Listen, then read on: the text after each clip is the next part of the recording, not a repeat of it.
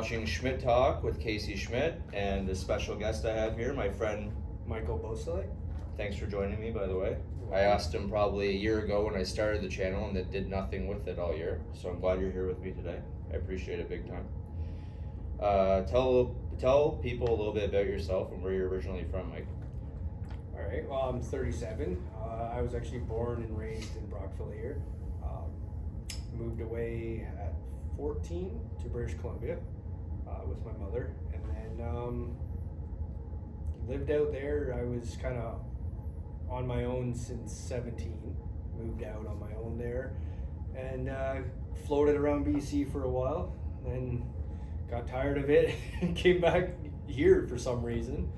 But Couldn't keep away from Brockville. Yeah, so now I'm stuck back here right now. And you like to do the marathons and stuff, right? You've been doing Yeah, that? so I was doing Spartan races for a few years. After basically I got sober, and then decided running was kind of cool. It kept me busy, so I just got into Spartan races, and I did a few years of those. Healthy distraction. Yeah, healthy distraction, exactly. But last year I didn't do any. I say last year, I guess this year. I did quite a few last year, 2023. And then mixture of injury and just not wanting it anymore. Training went downhill. This year was a whole thing. I just didn't want it. Going forward, Well, the training and everything is hard on you too, isn't it? Yeah. So it's like, obviously it's a lot of physical and mental. Wears down the body. You're not as young as you think you are sometimes. Overtraining was a big part. Just doing 2 days every day, no rest days. So whether it was just a run or whatever, and weights. But then I found when I was working at the cook job I was doing, I was working out twice a day, every day, and that was like majority weights. So that's where like a lot of my body started falling apart.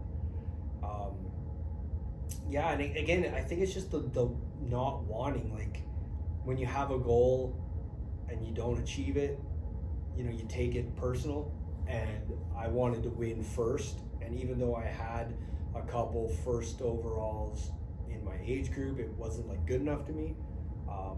And then I hit a point where I thought I had trained at my peak. I felt the greatest. I was doing a 21K. My body just fell apart at 8, and everything gave out, and I basically limped the whole way. The rest, I finished it, but and that's where my mentality was like, okay, I'm not gonna be able to compete at the level it takes to get to where these guys are. So I think from there, I just kind of, again, progressively kind of went down mentally, and was like, well, it's fun to do when you're there, but all the other stuff is sucky. So No, that's understandable. So you came back to Brockville, and can you tell us a little bit about your brother? Was your brother in BC with you? No. So it was just me and my mother that left. My sister stayed with her boyfriend at the time, and I believe she was 16. And she lived here the whole time with her, at the time, boyfriend. Now my father and my mom had split when we were very young. And my father had met a new woman, and she had at that time 4 kids. And then her and my father had a kid together. So there was 5 kids there, and then there was me and my sister. So we'd always have 7 of us.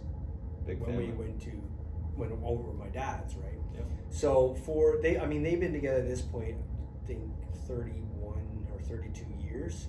So we've always just said we're brothers and sisters. I think you want there's to a lot put of a families. label on it, yeah. I think there's a lot of families like that. Yeah, a step. I Sure. don't know what you want to call it, but so me and Joshua Hawkins was his name.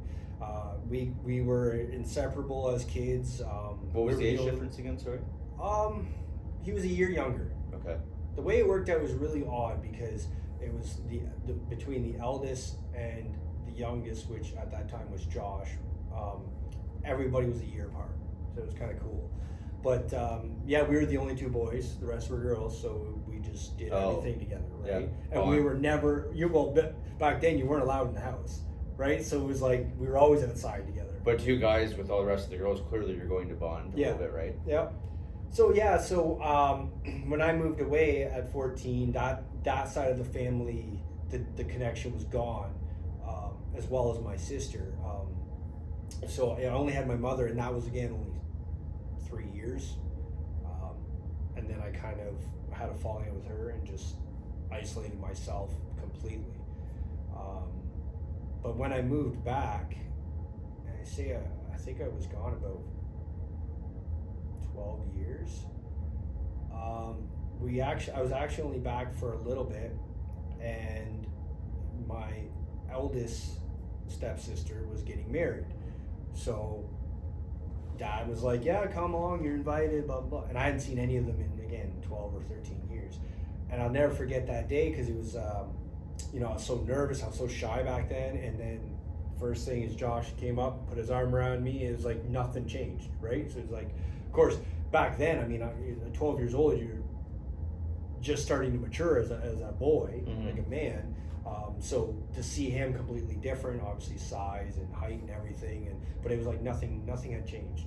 So we were basically inseparable again until whatever happened, which was another 8 years, because it's been about. I lose track of time. Honestly, it's I think 5 or 6 years now that he's been gone. So Joshua Hawkins, that's his name, and I think people watching this, he's no stranger. Like, it's a story that some people know, right? Mm-hmm. So what was he like? You said you guys bonded, so clearly he was a good brother. Yeah, he was a family man for sure. I can only tell my experiences of when I came back, but he was that person that would give you the shirt off his back. Like, he was always big-hearted guy. He was with his family all the time, so almost like every day he was either at his one sister's visiting her and his nieces and nephews, or at his mother's, or both. Right. Like, he was always around the family. Kind-hearted. Again, like, if he had $10 and you were hungry, he'd make sure you ate first.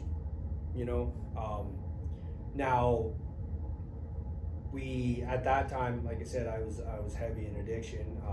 We drank a lot. We partied. Do you remember what high school you went? What high school did you go to? I want to say TIS, but I'm not 100%. Okay. Yeah. Just curious. Yeah. But so like, again, and we get in trouble. We're guys. We're stupid, getting in street fights and things once in a while. But no, he was always like, again, no one's perfect.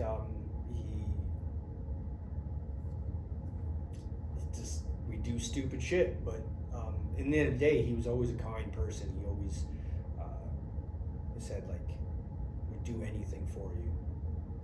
Now, at the time this happened, was he hanging around a bad crowd, or do you? Not to my knowledge. Like, so he had recently met somebody, and they were together a couple of years, and they ended up having a child, and that's when, like, he had already stopped from my, again, what he told me, and from when I come back, he had quit all drugs. He only drank. But once around the time his kid was being born, he started, like, just kind of distancing himself from the alcohol as well, and partying, which good choice. Good choice. Smart choice. But then he had started getting into weed, and that was just, the casual, like, help him sleep. That's as far as I knew. Now, obviously, if anybody knows and hears the stories, there's a lot of rumors. But as far as, like, being around bad crowds, no, again, not in the last 5 or 6 years that we hung out that I know of. But we knew some bad people. Like, as we all do, especially in this Brockville. Yeah. We used to party. Again, we used to party and stuff, and not that we, like, I was drug free for, I don't even know how long, almost 20 years I've been drug free. But we'd go party, and you'd see the odd Well, you know how yeah, sure. like, you're at parties. There's gonna be other people there's using drugs and people doing and stuff. And I'm saying we never did, but we knew some people. Now, I like personally didn't know anybody that was quote unquote bad. I've met some drug dealers and stuff, and they're pretty chill, you know. Sure. So Sure. I've never known anybody that's done anything bad. At least said it to me. Now, do you know any of the people that you think are complicit in what happened? Not that we have to name names or anything. No. So the big problem is you don't know what happened, and over time, you know, It's like the telephone game. You hear different stories. yeah, and it's like it's like, you know, you believe one thing, and then time passes, and maybe you start changing. The big rumor was that he got involved in drugs and owed somebody money. There was dismemberment, things like that. And for the longest time, I believed it because I had been reinforced the story so many times by so many different people, and somebody I actually grew up with as a child, before I moved away, that I knew very well, had told me they were there. And so you obviously start to, okay. Well, even before you and I met last year here at the gym, I heard a couple times from people I don't even know that well. They told me what they thought, that he was at some drug house, and maybe they were scared something happened to him, an overdose. Maybe he passed away on his own. I don't know, but they were scared of the cops coming there, and that's when I heard the dismemberment stuff too. Yeah, so I heard, again, there's multiple versions of the same story. Right. One was that he was taking shelter there because he had some kind of freak out. See, I've heard different reasons on why he's there, and that's why I always took it with a grain of salt myself. Yeah, and I heard they had given him drugs, and he overdosed and died. And then I also heard another part of it where they shot him up because someone had basically framed him for stealing money. So they ended up shooting him up with a lethal dose. So again, I've heard multiple different stories. I've talked, from what little I've had in communication with the police, which is very little. Obviously, they don't tell you anything. And that was one of the questions I was going to ask you. How do you think they handled this? Was it the Brockville police mostly involved, or the OPP? So for the longest time, it was Brockville. I want to say the first 2 years. There's a jurisdiction thing, and after so many years, then the OPP takes over. I think it was 2 years. It could have been 3. But again, maturing me, not angry all the time, not an alcoholic now, like brain able to comprehend and process things. I feel like they probably did what they could. But at that time, I was very angry. I actually had multiple encounters with the lead detective of cursing and name calling, and Well, when you hear these stories, I'm sure it's very frustrating. I can't imagine how it felt. Yeah, it was awful. And you'd think, again, that the cops aren't doing it. You don't see them, you don't hear anything. Do I think they handled it the best they could? No. Again, details that I was told, how he had jumped over a chain link fence in the middle of the winter and they lost track of him with canine dogs. How? When you hear something like that, how? And we're in Canada, and we know when it's minus 30 it's out, a small community. First off, if you were to jump over a fence, there would be marks in the snow, and there wasn't. So it was a big, like, it was almost like you felt like the cops were covering something up too. So again, who knows? We have. It's been in the news. There are really crooked cops. A lot of crooked cops. Over the years, there's been a lot of crooked cops in Brockville. So. The OPP, I had one interaction with at that time, the lead detective, and that's as far as I heard.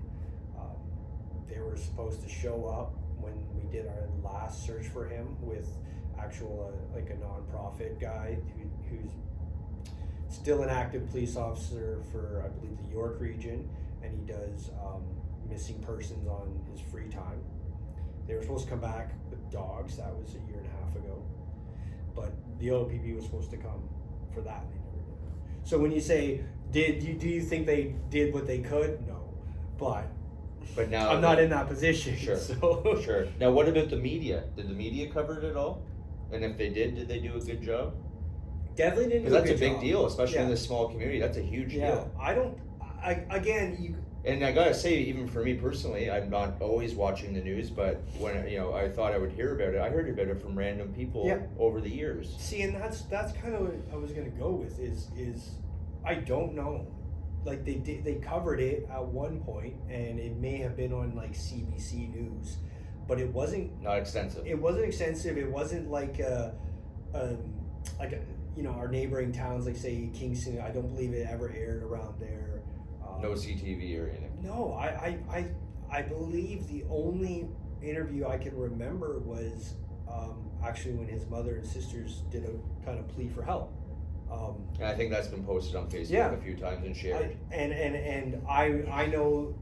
So I'm a big avid person of like true crime podcasts and stuff, and it's all I like listen to. And I remember reaching out a few years back to one that does true crime. She works for somewhere in Calgary, one news station in Calgary, and I reached out about, hey, can you will you be able to cover this? And she had said she's interested, but it's like she's in Calgary and she can't cover it. She'd like to be able to come here. It would have to be around here. Yeah. And she'd give me a contact of someone she knew, and I never heard back. Now, again, is what it is. But it's like it just seemed there was no coverage.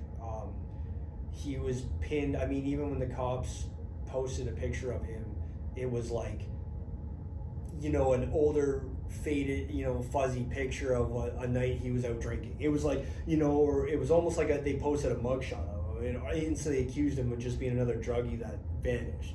So a lot of people didn't really take to it too much to like really notice.